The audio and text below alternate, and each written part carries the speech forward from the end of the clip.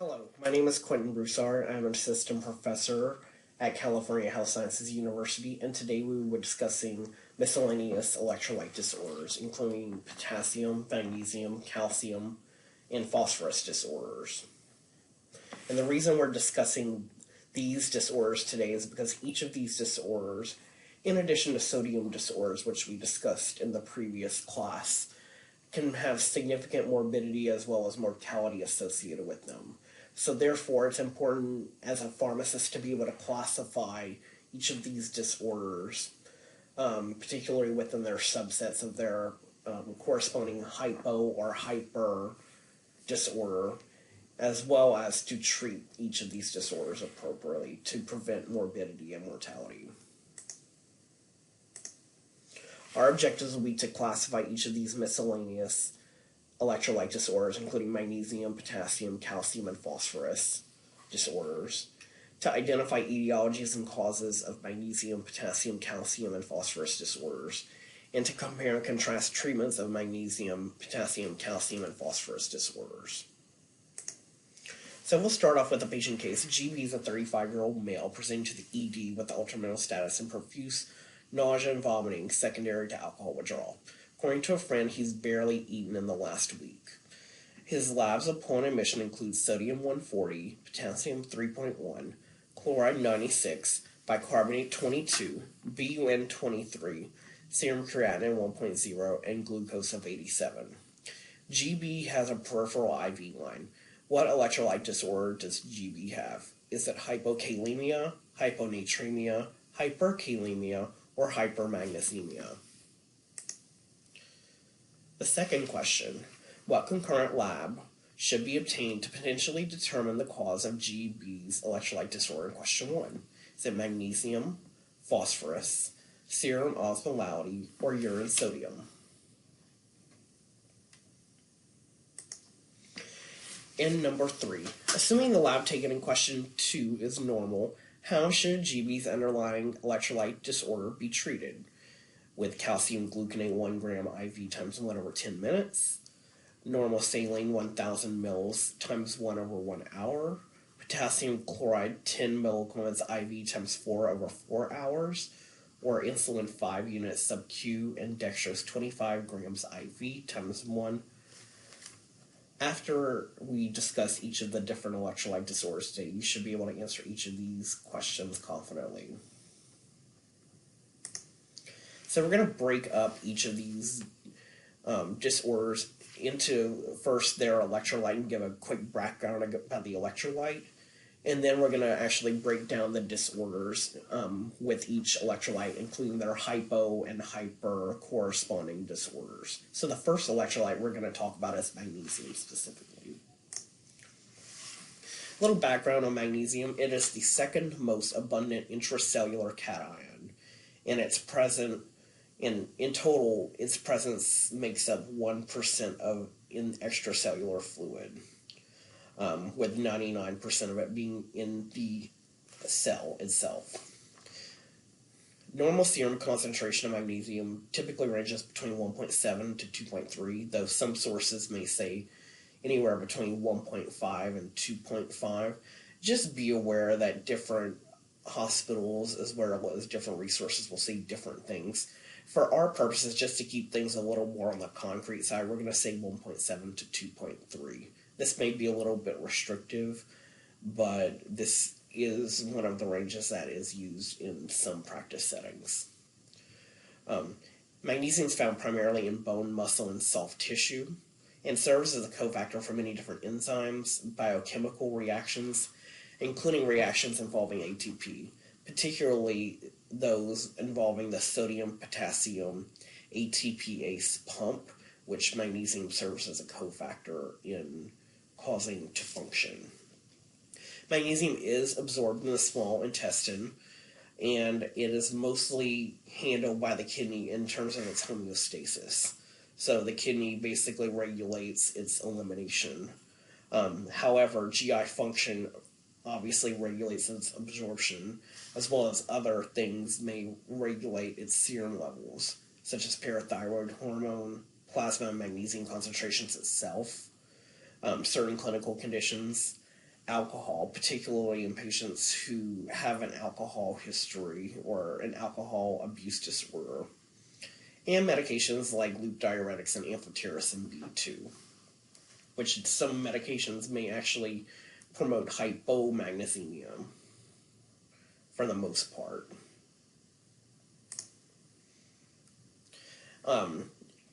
Going into hypomagnesemia specifically, hypomagnesemia is defined as a serum magnesium concentration of less than 1.7 per our definitions here. And severe hypomagnesemia, we're going to consider less than 1. So just be aware of what the normal range is, so the 1.7 to 2.3. I wouldn't be as concerned about the severe level for testing purposes, but be aware that if it's this low, it's a pretty severe manifestation. In regards to different causes of hypomagnesemia specifically, excessive GI and or renal losses may play a role. So like we said, magnesium is absorbed by the GI tract and can be eliminated and regulated by the kidney. So any kind of losses there would result in hypomagnesemia. Other miscellaneous causes include surgery, trauma, infection, or sepsis. Sepsis is essentially a worsening of infection to the point where it actually potentially can affect your organ systems and cause organ failure. Burns may be a reason for hypomagnesemia. Transfusion of blood products preserved with citrate. And the reason why this is a concern is that magnesium actually will chelate with citrate and bind to citrate. And as a result, that magnesium is no longer measurable in the serum because it is bound to the citrate. Starvation and malnutrition and alcoholism are probably some of the biggest causes of hypomagnesemia. Essentially, if you don't take in magnesium, then you won't have an adequate serum magnesium level. And as pharmacists, it's important to know about medications that may promote hypomagnesemia. Some of these medications include loop diuretics, including furosemide, bumetanide, or torsemide, which are used to take fluid off of patients. Aminoglycoside antibiotics that are used to treat gram-negative infections such as gentamicin and tobramycin. Amphotericin B, which is used as an antifungal agent. Cyclosporin, which is used as a transplant rejection agent. And digoxin, which is used particularly in cardiac disorders, specifically atrial fibrillation, but it also may have some utility in heart failure as well. So what are the signs and symptoms of hypomagnesemia? The most common things that you might see with hypomagnesemia specifically are a concomitant refractory hypokalemia and hypocalcemia. And this can occur with any level of hypomagnesemia. So what essentially this means is if your magnesium is low, you have a high chance of having concurrently a low potassium and or a low calcium level. And the hypokalemia part is likely due to impaired activity of that sodium-potassium ATP ACE pump here, or increased renal losses. So essentially, without enough magnesium, essentially these processes don't work properly, and as a result, hypokalemia can occur. So whenever we talk about hypokalemia in a bit, it's important to always treat the underlying cause of your electrolyte disorder. So in this case, this hypokalemia case, you would want to treat the hypomagnesemia first, but you may also have to treat the hypokalemia at the same time. In terms of the things that you might see with severe hypomagnesemia or serum magnesium less than 1, you may see ECG or EKG changes, electrocardiogram changes, particularly arrhythmias, and this can include torsades, or twisting of points, where this rhythm might be potentially fatal. And actually the treatment of choice for torsade to point is to give IV magnesium. You may also see seizures, coma, and death result from hypomagnesemia. In regards to hypomagnesemia treatment, oral magnesium supplements may be given, however, they're pretty problematic. So they have a slow onset of action, and they have a high incidence of GI intolerance, such as nausea and vomiting. So many people will probably not want to take these agents, though one agent that is commonly prescribed for the purposes of oral magnesium replacement is magnesium oxide, just an FYI. The IV route of administration is preferred for replacement, and the most common type of IV replacement is magnesium sulfate, as you see here on the right. Just something to know about for magnesium, 1 gram of magnesium sulfate is equal to 8 milliequivalents of magnesium sulfate. And that is the maximum amount that's the maximum rate of infusion of mag sulfate is 8 milliequivalents, or 1 gram per hour. Because a lot of these electrolytes are eliminated by the kidney, if your kidney is not functional, your kidney will actually cause overaccumulation of these electrolytes. So as a result, if you have a kidney dysfunction, such as acute kidney injury or end-stage renal disease, with or without dialysis, you may want to reduce the dose by 50% for patients with renal dysfunction so they don't overaccumulate and then convert into a hypermagnesemia disorder. You want to ideally monitor serum magnesium levels daily during repletion, though you may need additional magnesium supplementation over a few days, as magnesium distributes very slowly in the body. So you may actually need repletion for 3 to 5 days after your initial treatment of magnesium. It's important to note that the serum magnesium levels don't necessarily always reflect the body's stores of magnesium, and that can be said for most of the electrolytes that we talk about today. So in regards to magnesium itself, here you just see an empiric drug chart of the different treatments for magnesium and how much magnesium to give.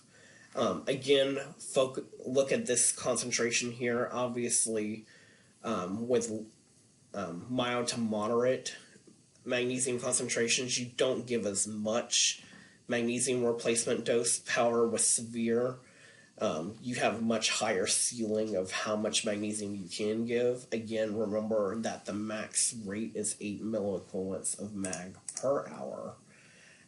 That's an important threshold not to exceed.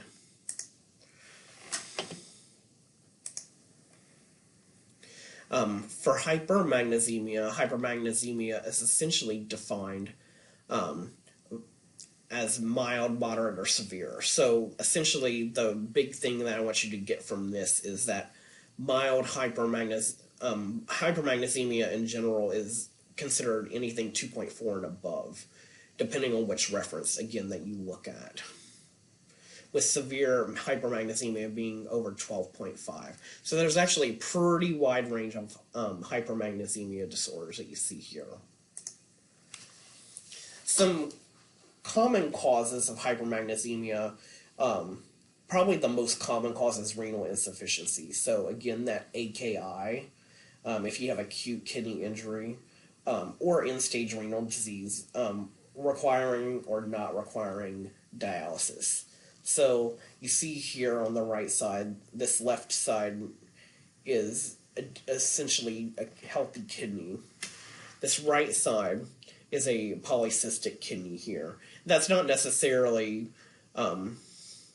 significant for all renal dysfunction. It's just trying to give you an idea that for patients who have high mag levels, this can be one of the potential causes is a bad kidney, which could lead to potential end-stage renal disease.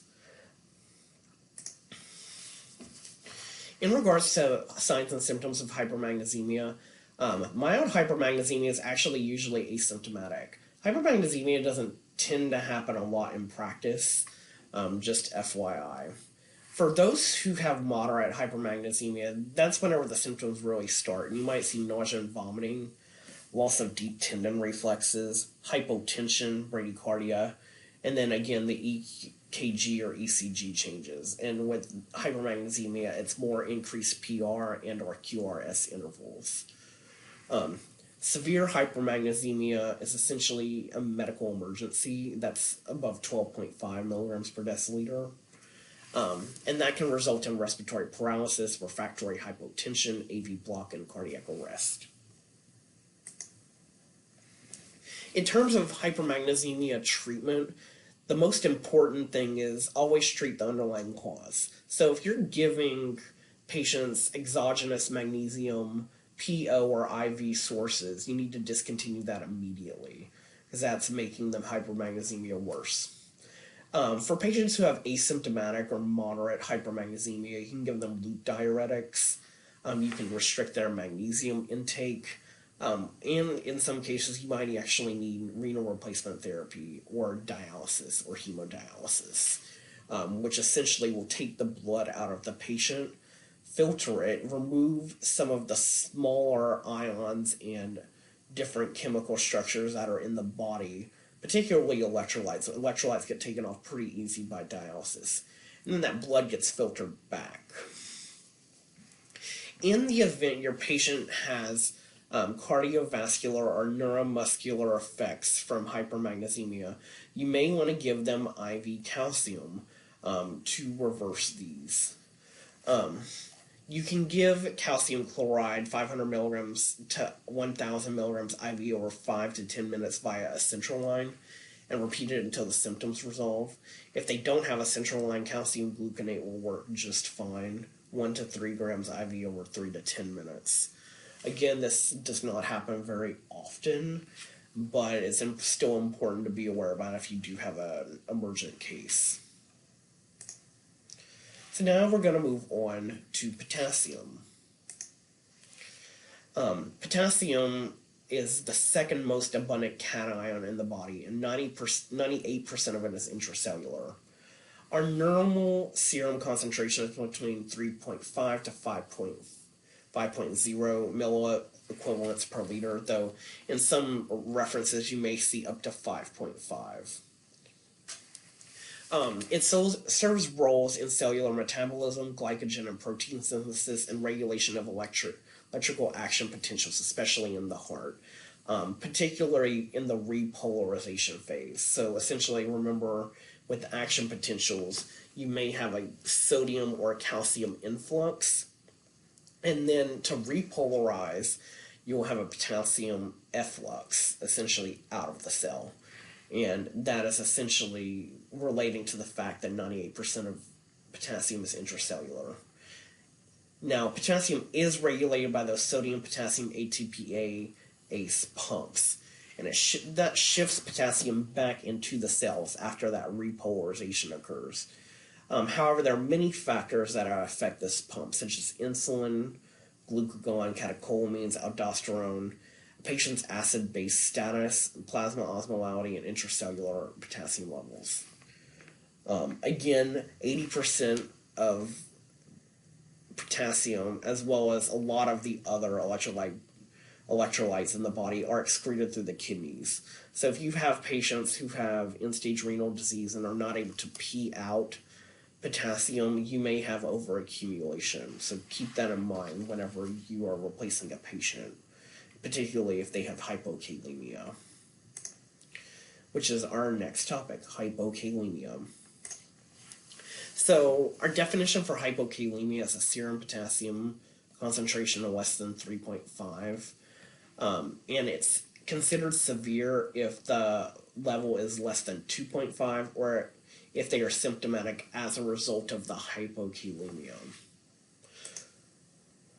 In regards to causes, some hypokalemia causes can be categorized into different categories. So there are things that may increase potassium losses, such as potassium wasting diuretics, such as leuprothiazide diuretics, so furosemide, bumetanide, torsemide, or hydrochlorothiazide. Sodium polystyrene sulfonate, or SPS or K-exalate, which we'll talk about as a treatment for hyperkalemia. Mineral corticoids, particularly fludrocortisone. Amphotericin B, if you remember amphotericin B, as well as aminoglycosides we talked about causing hypomagnesemia. Well, they also cause hypokalemia as well. Renal replacement therapy or dialysis can obviously take off potassium. And magnesium depletion, because magnesium serves as a cofactor for that sodium-potassium ATPase pump and may actually cause excessive renal loss of potassium via another mechanism. So that's why it's always important to obtain a serum magnesium level whenever you're trying to assess hypokalemia. In regards to things that may shift potassium inside the cells, those include things such as beta agonists like albuterol, insulin, which both beta agonists and insulin are used for treatment of hyperkalemia, and you may also see theophylline or caffeine cause hypokalemia as well, particularly if used chronically. Decreased ingestion or administration of potassium is also a potential problem, and metabolic alkalosis is potentially something that may cause hypokalemia. And we'll talk more about metabolic alkalosis specifically whenever we talk acid-base disorders next week. In regards to hypokalemia signs and symptoms, hypokalemia may result in impaired muscle contraction, nausea and vomiting, weakness, respiratory compromise, constipation, paralysis, rhabdomyolysis, or essentially muscle breakdown. Also EKG or ECG changes, and which can result in arrhythmias, cardiac arrest, and then sudden death. It's important to note that a lot of these different symptoms will occur mostly with potassium levels less than 3. Typically, mild hypokalemia in practice is asymptomatic. So anywhere within that 3 to 3.4 range, typically you won't see any symptoms of it, but it's still something that you would want to replace because it may become lower later.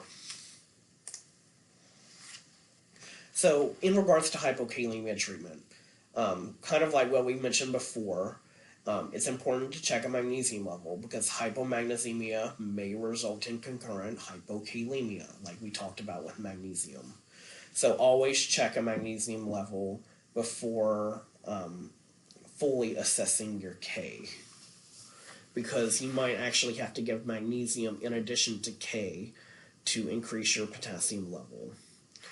In regards to supplementation, you can administer either PO or IV potassium supplementation to treat a hypokalemia.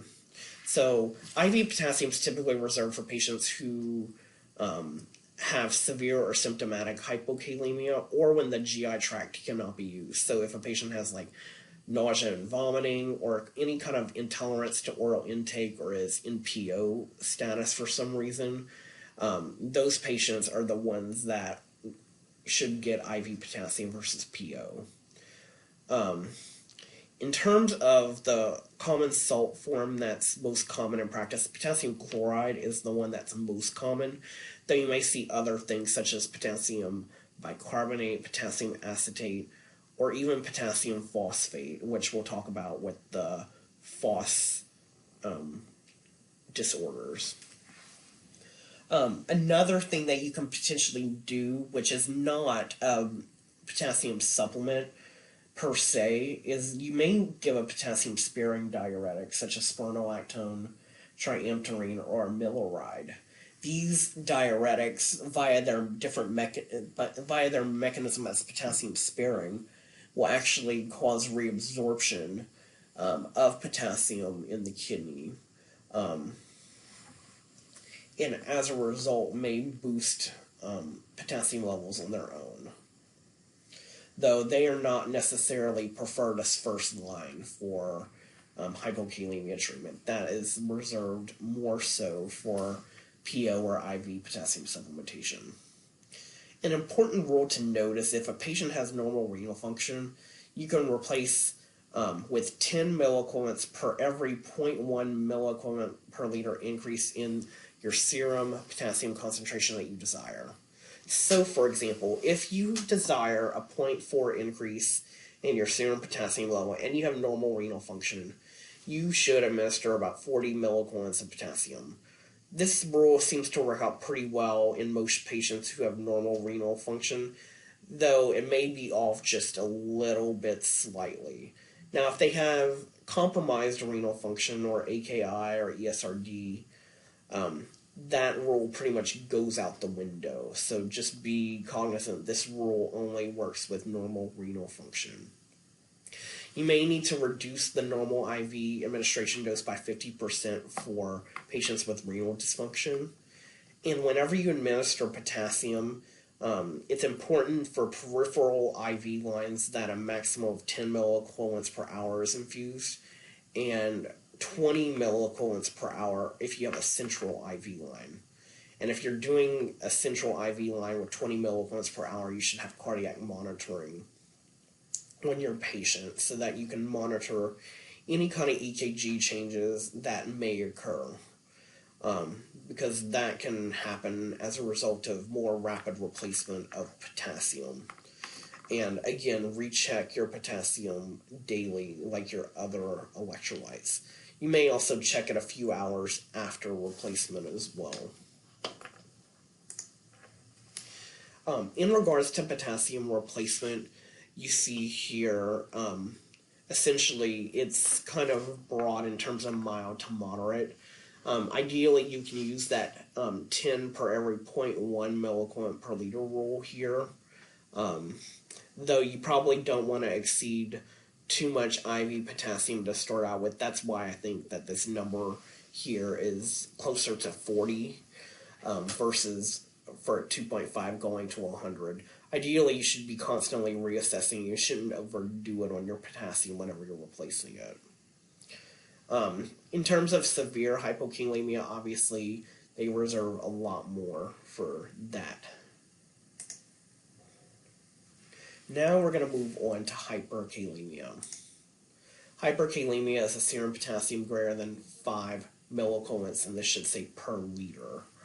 And it's life-threatening whenever you have a level of greater than 6.5. Some hyperkalemia causes include extracellular shifts of potassium. This can occur in metabolic acidosis. If you administer certain medications as well, such as acetylcholine, which is a paralytic used in intubation of patients to get an endotracheal tube down someone's throat so that they can connect it to a mechanical ventilator so they can breathe. Beta blockers such as carvedilol, and digoxin, particularly in overdose situations.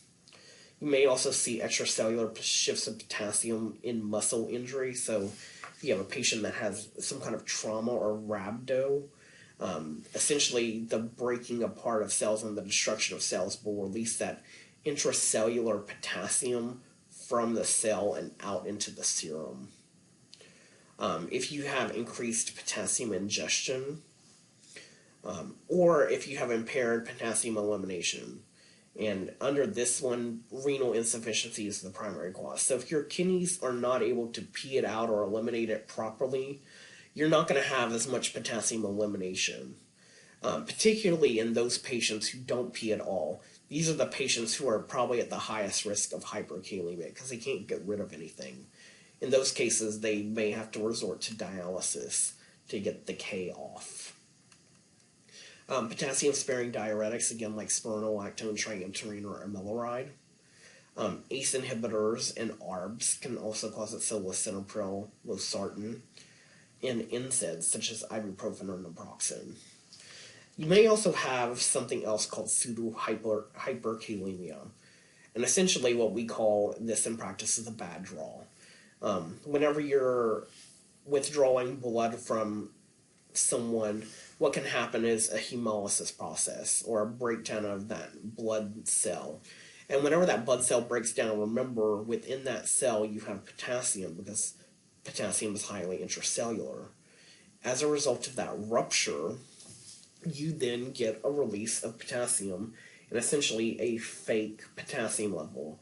And in these cases where you suspect hemolysis of the blood sample, and you might know about it beforehand or you might not, depending on how good your lab is at telling you regarding this, you may actually need to take another level to reassess your potassium level. So regarding signs and symptoms, hyperkalemia is often asymptomatic until your serum potassium gets above 5.5, and you may see muscle twitching, cramping, weakness, or ascending paralysis. One of the biggest telltale signs that you have a problem with symptoms is if your ECG or EKG changes, particularly presenting with arrhythmias like bradyarrhythmias, VFib and asystole, which VFib and asystole are both medical emergencies which require a crash cart ACLS administration, as well as chest compressions and shocks potentially to resuscitate your patient, depending on which rhythm it is. So hyperkalemia can cause death, essentially. So how do you treat hyperkalemia? You want to ideally discontinue any exogenous potassium sources and other sources that cause hyperkalemia, i.e. medications. Some asymptomatic hyperkalemia options include pretty much almost all of the treatment options for hyperkalemia, and those include dextrose with insulin, because insulin will shift potassium into the cell. Sodium bicarb will also shift potassium into the cell. Albuterol also does the same thing, shifting potassium into the cell, as we'll see on the next slide. Potassium wasting diuretics, such as furosemide, will actually eliminate potassium from the system by essentially leaking it out through the urine. Again, you have to have someone who is able to properly urinate for this to work properly. SPS, or sodium polystyrene sulfonate, or SPS or K-exalate is its brand name, is used as essentially a resin that is used GI-wise to eliminate potassium. And renal replacement therapy or dialysis is always a therapy that's available to eliminate K, as small ions or small elements may be taken off easily via dialysis. Now, if you have symptomatic hyperkalemia, i.e. ECG or EKG changes, arrhythmias, something potentially fatal happening, you can do any of the above therapies, but you need to also do calcium gluconate, and this essentially antagonizes the cardiac conduction abnormalities that are associated with the hyperkalemia, at least for a short period of time. But this does not have an effect on the K, so it's not going to necessarily shift or eliminate your K. It's essentially going to stop or minimize the amount of arrhythmias that you have potentially. Doesn't necessarily mean it's always going to stop it. In some cases, you may have arrhythmias that are refractory to calcium gluconate. So this chart essentially gives you an idea of all the different treatments available for hyperkalemia. I want you to be familiar with the different options that are available. I'm not necessarily concerned about the dose of these agents. The one thing I do want you to focus on in terms of dosing and route is the fact that the insulin here is regular insulin, and it's given with dextrose. So in addition to that, it's given IV. If you remember, the only other indication we've talked about where you give insulin IV is DKA or HHS. So if you see a patient, as well as an order in your verification queue, where the insulin is intravenous, the two things I look for first are DKA, HHS combination, or hyperkalemia. The reason why it's given IV in hyperkalemia is that it's better, it's more erratically absorbed if you are giving it subcutaneously versus IV. And because you're in a medical emergency, you don't want to leave anything to chance. So that's why we give it IV. It's also important to know the different mechanisms of action of each of these different treatments here. Now we're going to move on to calcium. In regards to calcium, calcium is mostly found in bones. About 99% of it is. And its normal serum concentration is between 8.5 to 10.5 milligrams per deciliter. Calcium has many different roles in the body, such as a cofactor for blood coagulation, platelet adhesion, neuromuscular activity, endocrine and exocrine secretory functions, and electrophysiology of heart and smooth muscle. In some cases, it is the electrolyte that actually will be involved in the influx into the cell, causing depolarization of the action potential. Serum levels of calcium are regulated by parathyroid hormone, vitamin D, and calcitonin. In regards to calcium specifically, 50% of calcium found in blood is bound to plasma proteins, primarily albumin. And the problem with this is that though we may in the body, or on a lab show that your calcium level is below range, it actually isn't, because some of that is still bound to that albumin. So in those cases, we want to take a look at our albumin level and correct a calcium for that low albumin, for a low albumin level if necessary. So it's important to know this formula because you may be tested over this later. Your corrected calcium is equal to serum calcium concentration plus 0.8 times the quantity of 4 minus the serum albumin concentration. So essentially this is going to produce an increased value if your albumin is less than 4. So there are many cases where you may have a patient with a calcium of 8.0, but are low albumin, and actually realize that their calcium is normal. So in regards to calcium as well, the ionized calcium is the biologically active form of calcium. In that normal range typically ranges between 1.12 and 1.30 millimoles per liter. This level is not routinely taken on labs, though it may be taken sometimes. And this is just the normal range for that ionized calcium level. This is not a level that you necessarily need to know off the top of your head, but just to be aware that it exists. So now we'll talk about hypocalcemia. Hypocalcemia is defined as a serum calcium concentration of less than 8.5, or an ionized calcium concentration of less than 1.12 millimoles per liter. And it's considered severe if that hypocalcemia is less than 7.5 milligrams per deciliter, or an ionized level less than 0.9 millimoles per liter. In regards to hypocalcemia causes, remember a lot of calcium is bound to albumin and proteins, so hypoalbuminemia is probably the primary cause of hypocalcemia, but it's important to remember not to give albumin in this case because sometimes that hypoalbuminemia is a result of decreased production or increased production or utilization of that albumin in the body. So giving albumin isn't necessarily going to help with this. Another reason why you might see hypoalbuminemia is poor nutritional status. Therefore, you want to ideally correct the reason why they have hypoalbuminemia itself, not necessarily giving them albumin. You have to treat what is causing that hypoalbuminemia itself. And if it's nutrition status, obviously, you need to give them nutrition. Hypomagnesemia may also present concurrently with hypocalcemia.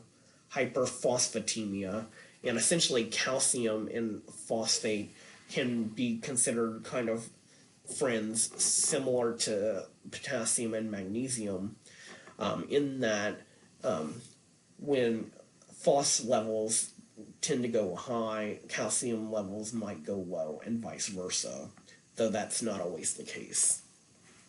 Infection or sepsis may cause hypocalcemia, pancreatitis, or inflammation of the pancreas. Renal insufficiency may be a problem with hypocalcemia, hypoparathyroidism, as well as administration of blood preserved with citrate. Similar to magnesium, calcium will also chelate with citrate. Both of them are 2+ charged, calcium is 2+ charged, in addition to magnesium. And as a result, they will chelate with citrate and bind, essentially removing that calcium from being in the actual measured in the serum as free level. Some hypocalcemia signs and symptoms. Tetany is probably the hallmark sign of hypocalcemia itself. So essentially, broad muscular, CNS, and cardiovascular symptoms can also be seen.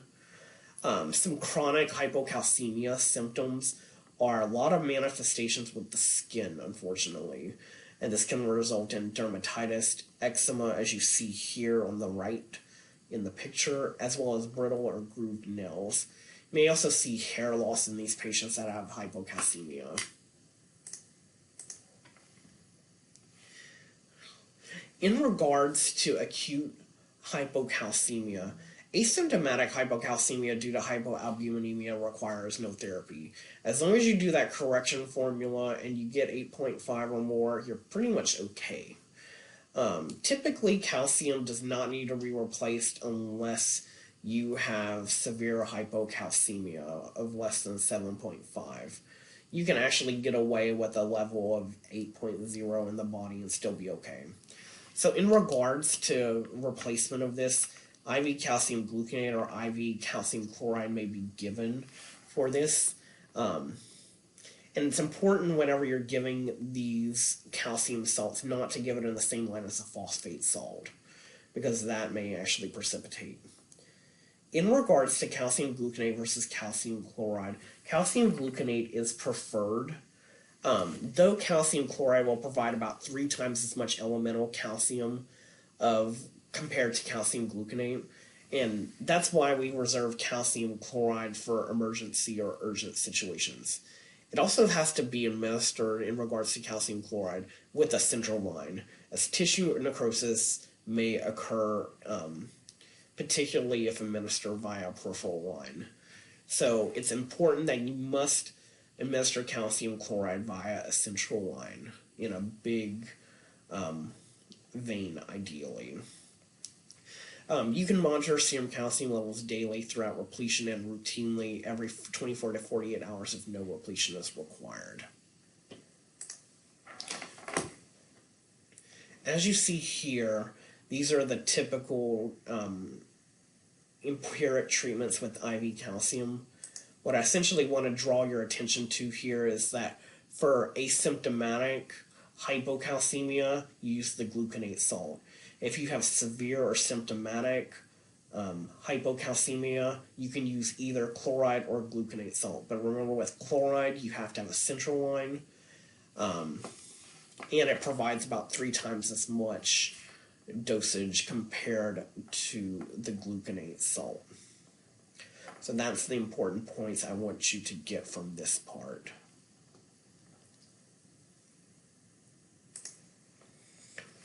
In regards to patients who have a chronic calcium deficiency problem, there are many different calcium supplements that are out there.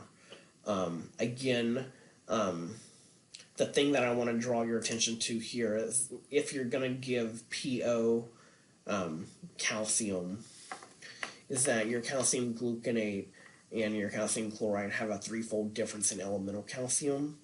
In regards to oral administration specifically, all of the calcium salts come in oral form except for calcium chloride. So some of the common ones that are used in practice are calcium citrate, calcium carbonate, as well as calcium acetate. The next thing we'll talk about is hypercalcemia. Or I'm sorry, the next diagnosis we'll talk about, not thing. Hypercalcemia is defined as a calcium concentration greater than 10.5, with moderate hypercalcemia levels being 10.6 to 12.9, and severe being above 13, or equal to 13. In regards to hypercalcemia causes, the two primary causes of hypercalcemia are malignancy and cancer and hyperparathyroidism. Regarding malignancy and cancer, this is commonly a presentation seen with what is called tumor lysis syndrome, or essentially hypercalcemia of malignancy. So that's important to be aware about, because this may actually require pretty hefty treatment. Hyperparathyroidism is another common cause of hypercalcemia. You may also see it with some medications such as hydrochlorothiazide or lithium. You may see it with vitamin A or D toxicities, something called milk alkali syndrome, adrenal insufficiency, immobilization, where essentially at that point your osteoclasts are basically breaking down a lot of bone and releasing it out into the serum, Paget's disease, rhabdomyolysis, and tuberculosis. In regards to hypercalcemia signs and symptoms, mild hypercalcemia is usually asymptomatic. It's where you get to the severe hypercalcemia where you start seeing the symptoms, such as anorexia, fatigue, confusion, bradycardia, again the ECG, EKG changes, coma, and death. One thing I do want to note with chronic hypercalcemia, and this can be not necessarily severe, but at any level, you may actually see the development of kidney stones, or nephrolithiasis, metastatic calcifications, and renal failure. The calcium can essentially do a lot of damage to the kidney through its mechanism producing calcifications. In regards to acute hypercalcemia treatment, mild hypercalcemia is generally responsible to hydration. So if you have a patient with mild or severe hypercalcemia, you can actually give them IV hydration with normal saline to reverse intravascular volume contraction that was actually caused by the hypercalcemia itself. After hydration, you can give a loop diuretic such as furosemide to increase calcium elimination. And in cases where you have lethal situations, hemodialysis may be preferred. In regards to chronic hypercalcemia treatment, bisphosphonates such as pamidronate or zoledronic acid may be given. These two bisphosphonates specifically have FDA indications for hypercalcemia, particularly related to the malignancy itself, versus the other ones which do not. It's important not to give phosphate salts with these, as it may cause calcium phosphate precipitation, which again will hit up a lot whenever we talk about nutrition support. The last electrolyte we will talk about is phosphorus. Phosphorus is the main intracellular anion in the body. So remember, phosphorus or phosphate is negatively charged. Regarding phosphorus, our normal serum concentration of phosphorus is between 2.5 to 4.5. The majority of phosphorus exists in bones and soft tissues, with only 1% of total phosphorus stores in the extracellular fluid. Therefore, like many of the other electrolytes, serum levels may not actually reflect total body levels. So you may have to actually do some extra replacement on these patients if needed. It has roles in bone composition, cell membrane composition, nerve conduction, and muscle function. But most importantly, it's involved in all processes that involve ATP, because if you think about ATP, which is adenosine triphosphate, it is one of the main components of ATP. Therefore, it is involved in any kind of energy process that happens in the body. And remember, ATP is a cofactor for many other different processes in the body. Therefore, phosphorus plays a very important role here. Regarding hypophosphatemia, hypophosphatemia is defined as a serum phosphorus concentration of less than 2.5 milligrams per deciliter. And the severity just really depends on the symptoms. Asymptomatic is considered mild, and symptomatic is considered either moderate or severe.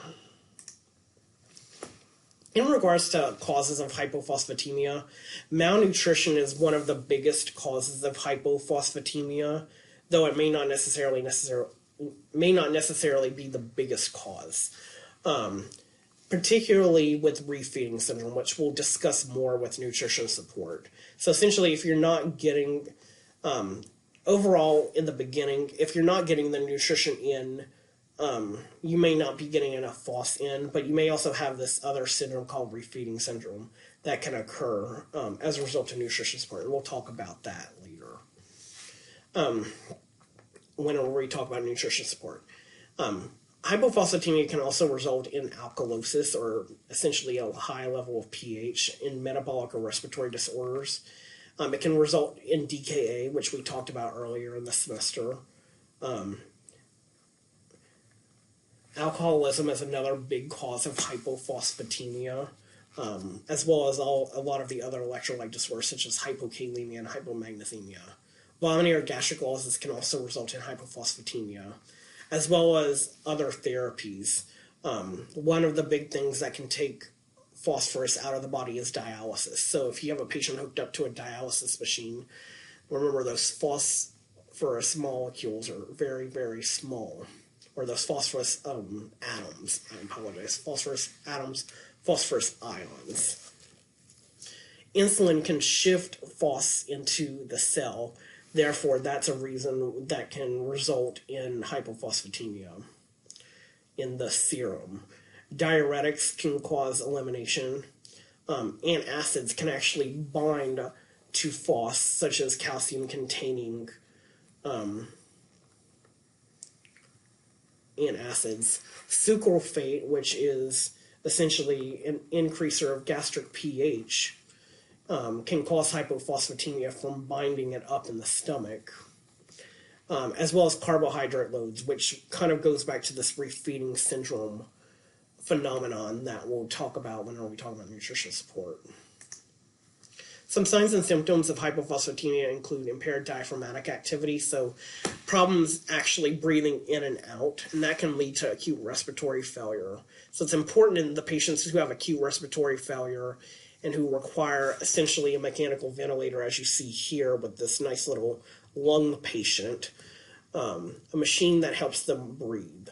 So in patients who are on mechanical ventilators who have acute respiratory failure, we want to aim for relatively moderate levels of phos, above 3 ideally. Tissue hypoxia can be a sign or symptom. Decreased myocardial contractility because of lack of ATP. Paralysis, weakness, paresthesias, essentially movement disorders. Neurological dysfunction, seizures, and then even death can occur from lack of phosphate and phosphorus. In terms of treatment of hypophosphatemia, if the hypophosphatemia is asymptomatic or if it's chronic, you may treat with oral phosphate supplements if the GI tract is functional. However, a problem with these oral phosphate supplements is that many of them cause diarrhea, and many of them have unreliable absorption.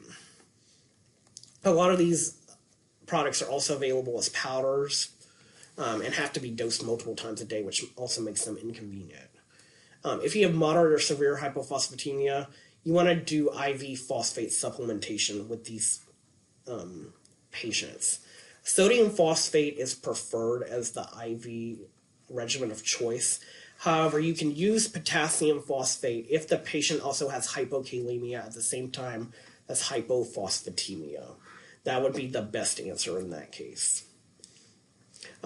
Just something that is important to know regarding phosphate and phosphorus.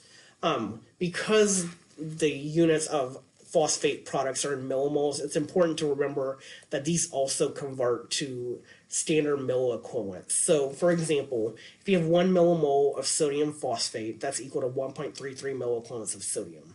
If you have 1 millimole of potassium phosphate, that's equal to 1.47 milliequivalents of potassium. Like many of the other electrolytes, if you have renal dysfunction, reduce your dose by 50% before you actually give it to the patient, because this can result in overaccumulation. It's important to monitor serum phosphorus levels about 2 to 4 hours after they get their replacement dose, and then routinely every 24 to 48 hours.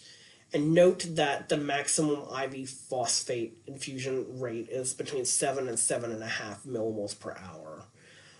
This is done to minimize any vein irritation that may occur with the phosphate infusion. So therefore, if you're giving 30 millimoles of a phosphate product, it may take you 4 or more hours to actually infuse it. And some hospitals actually have their infusion rate at lower marks. But per the available data that's out there, 7 to 7.5 millimoles per hour is safe and does not cause any significant or clinically significant adverse effects. In regards to hypophosphatemia treatment, I'm not going to necessarily expect you to know the dosing of this treatment here. What I would expect you to know is that they traditionally range anywhere between 10 millimoles and 40 millimoles total, depending on the weight of your patient. So it does depend on this level here. In contrast, let's talk about hyperphosphatemia now. So this essentially just means serum phosphorus concentration of greater than 4.5. The most common cause of hyperphosphatemia is renal insufficiency. So if you're not able to get rid of phos through urinary excretion, then you might have hyperphosphatemia. Or if you have excessive IV or PO phosphate administration already.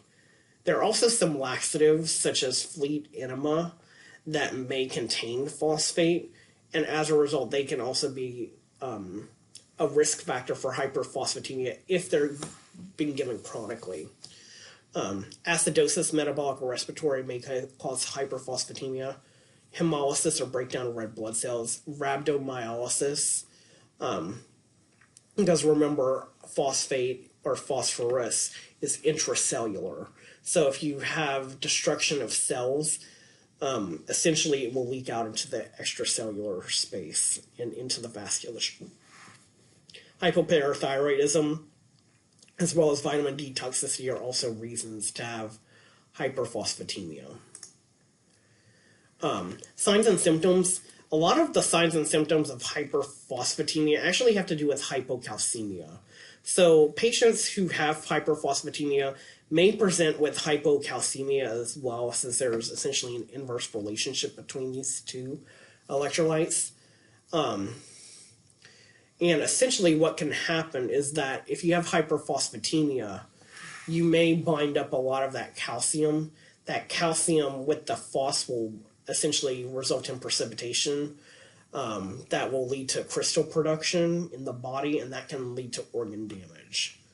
And the risk increases whenever you have a serum calcium and serum phosphorus product of 55 to 60. So essentially what you do is you multiply the level of calcium concentration in the body and the level of phos, and then essentially just multiply them out together. And if you get a number greater than 55 to 60, you have a high risk of that calcium phosphate precipitation occurring. You might also have tetany and other hypocalcemia symptoms as a result of hyperphosphatemia too. Hyperphosphatemia treatment. The treatments of choice are essentially phosphate binders, and there's certain ones that are preferred. Calcium salts are preferred for chronic therapy, such as calcium acetate or phos-low, or calcium carbonate TUMS. Now, phos-low is a term essentially meaning low phosphorus or low phosphate. However, the brand of phos-low is not marketed anymore, to my knowledge. I believe it has been discontinued. But some people may refer to calcium acetate as phos-low, so just be aware about that.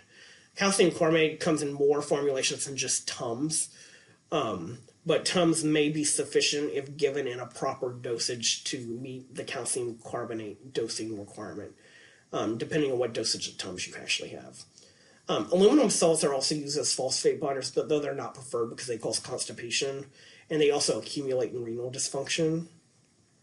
Magnesium salts can also be used as phosphate binders, though those are not also preferred because they cause diarrhea, and they also accumulate as well. Other than calcium salts, which are preferred, sevelamer or Renagel or Renvela, depending on which salt that you have. Renvela is the sevelamer carbonate form, and Renagel is the hydrochloride form. Can be given. However, sevelamer is pretty expensive. Upon last research, I saw that sevelamer actually cost about $20 per dose average wholesale price, depending on which formulation you actually get of it. So therefore, because it's expensive, you should reserve it for hyperphosphatemia with concurrent hypercalcemia, where you can't give a calcium salt, or for refractory hyperphosphatemia that's not responsive to calcium salts. Here is the summary of the hyperphosphatemia treatments. Ideally here, all I need you to know, essentially, from this list is just the medication options. Now, if you have a patient who does not respond to these agents, dialysis can always be a last-line option to get the phos off, though if you can do it with a medication versus doing dialysis, obviously go for the medication route first, because dialysis is a little bit more invasive. Remember, in any electrolyte disorder, always treat the underlying cause first, if possible. If you can't treat the underlying cause, or if you're treating the underlying cause and you still need a drug, that's fine. But the best answer is always to treat the underlying cause of whatever electrolyte disturbance you have first. Here is the reference to the Kraft review article where a majority of this information came from. And we'll go back to the case questions. So we have a patient who's a 35-year-old male presenting to the ED with altered bone status, nausea, vomiting, and alcohol withdrawal. He's barely eaten in the last week. His labs include sodium 140, potassium 3.1, chloride 96, bicarb 22, BUN 23, serum creatinine 1, and glucose 87. He has a peripheral IV line. What electrolyte disorder does he have? The answer here is hypokalemia. His K, or potassium, is 3.1 currently. The normal range for potassium is between 3.5 to 5.0. He doesn't have hyponatremia because his sodium is 140, normal range being 135 to 150. Hyperkalemia is out here because he has hypokalemia. Hyperkalemia would be a K above 5.0. And hypermagnesemia, the magnesium is not even measured here, but if he did have hypermagnesemia, his mag would be 2.4 or higher. What concurrent labs should be obtained to potentially determine the cause of GB's electrolyte disorder in question 1? The answer here is serum magnesium, essentially. So kind of going back to the concept of magnesium being a cofactor for that ATPase sodium potassium transporter pump.